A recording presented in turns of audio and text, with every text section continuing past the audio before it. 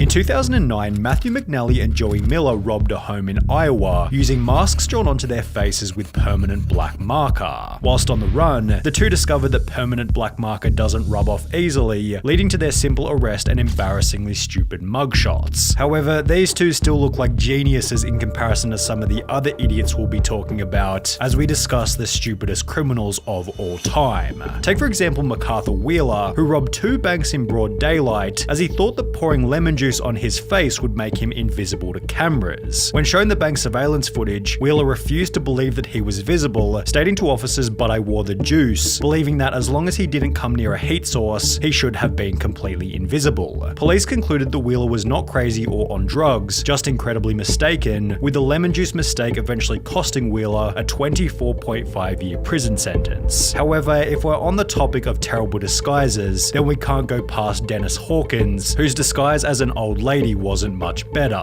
His sweater accompanied fake boobs, a full beard, and fittingly clown pants, with this insanely recognizable outfit helping police to catch Hawkins only an hour after the robbery. The police chief for the area stated, "He would get my nomination for dumbest criminal, I think. You still have his black facial hair with a blondish wig. Definitely different." Different is also a good way to describe Patrick McGuire's disguise, who robbed an Illinois convenience store while covering his face with a clear plastic bag. He was only able to obtain $60 from the robbery. However, due to his extensive criminal history, he was sentenced to 15 years in prison for the stunt, meaning that he had to spend 1 year in prison for every $4 stolen from the store. Talk about a bad return.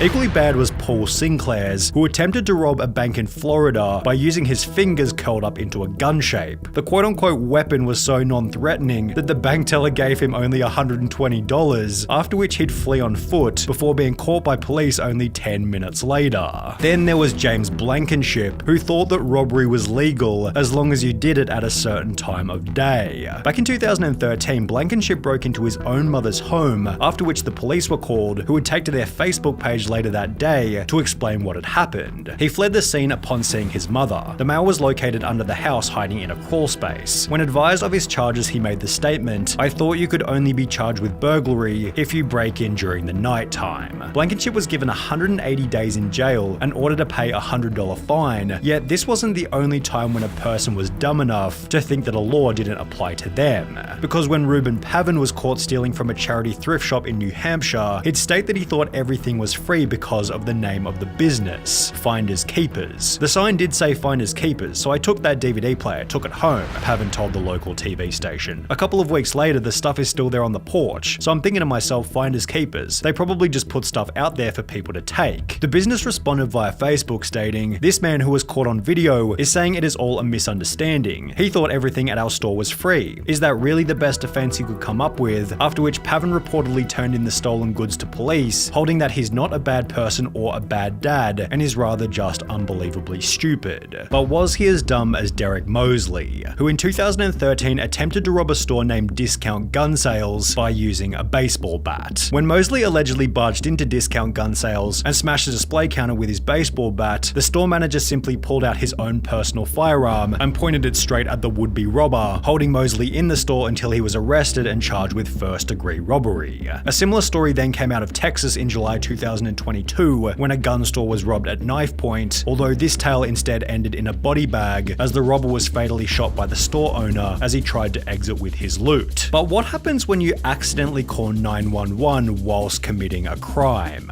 Pocket dialing the police is probably a fairly common occurrence. However, for Carson Reinhardt and Nathan Teklemariam, it happened at the most unfortunate moment, specifically while they were breaking into a car. The alert dispatcher soon realized that the call was an accidental one, and moreover that the guys on the other end might be up to no good. For the next 35 minutes, the dispatcher stayed on the line, listening and gathering information, as Teklemariam and Reinhardt did the following: discovered a car that they thought they could burglarize, discussed how to break into the car, allegedly broke into the car, exclaimed in delight over finding narcotics in the car, became confused as to how and why a police car was following them, and reacted in disbelief when the arresting officer revealed that they'd been on the line to 911 the entire time. Scott Simon found himself in a similar situation, although under much more severe circumstances. Whilst on trial for murder in 2015, Scott was successfully sentenced to life in prison, as 2 years prior he'd pocket dialed the police while admitting to a friend that he was the one who committed the crime. He had no idea he called 911, a sheriff's office spokeswoman told the Miami Herald. He basically told on himself, as did Albert Bailey, although in a much stupider way. Bailey had planned on robbing a bank in Fairfield, Connecticut, although rather than exercising the element of surprise, he'd call the bank prior to the robbery stating, "I want $100,000 in large bills and no die packs. I'll be sending someone into the bank to get the money. Don't call the police, we are monitoring the police scanner." Prior to making this phone call, Bailey had already served 7 years in prison for a previous bank robbery. However, this new plan was equally ineffective, as after arriving at the bank to collect his cash, Bailey was locked inside, arrested, and sentenced to another 9 years in prison. Although if he wanted to avoid this time behind bars, he could have had a chat with Tito and Amanda Watts, who got arrested in Florida for selling tickets to enter heaven at a price of $100. Tito Watts said in his police statement, "I don't care what the police say, the tickets are solid gold, and it was Jesus who gave them to me behind the KFC and said to sell them so I could get me some money to go to outer space. You should arrest Jesus because he's the one who gave me the golden tickets and said to sell them. I'm willing to wear a wire and set Jesus up." The couple had apparently earned over $10,000 from the stunt, meaning that they were able to find people even dumber than them, one of which might have been Ruben Zarate. While attempting to rob a muffler shop in 2008, Zarate was told that the shop couldn't access the money safe without their manager, who didn't begin his shift until later that afternoon.